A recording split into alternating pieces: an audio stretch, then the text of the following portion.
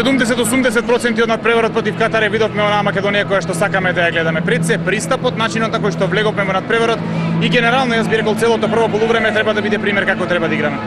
Да, секако дека првото полувреме го одигравме како што сакаме и како што ни одговара.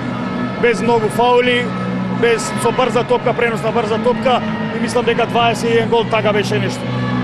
Се надевам дека ќе продолжиме така, пошто како 5-1, 5+1 на Кире ни лежеше, го вежбавме Сабајле, го вежбавме уназад, али ова се види дека второ полувреме не ни одговара некако ова дива зона 3-3, пак малце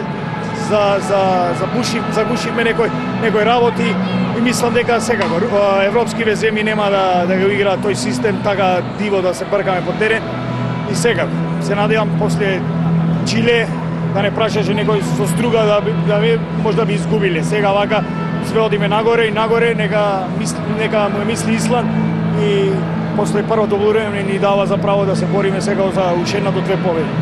Веројатно сега притисокот нема да биде така голем, бидејќи ова беа надпреварите кои моравме да ги победиме. Дали тоа значи дека нашата игра може и мора да биде уште подобра? Па секако, значи мора. Имаме и доста играчи кои прв пат се на светско првенство, не знаат каква е тежината на овие надпревари. Значи се игра 60 минути. Видовме се, консултиравме прво полувреме, одлична одбрана, максимално до крај се подревме сите. Значи тоа е едно што ни фалеше до сега на првиот надпревар. Мислам дека тоа почнува да действува, си спистрија главите и сега, како што кажа, првите два надпревари, мислам дека со овие два надпревари сме се пласиравме во тоа осмина финале.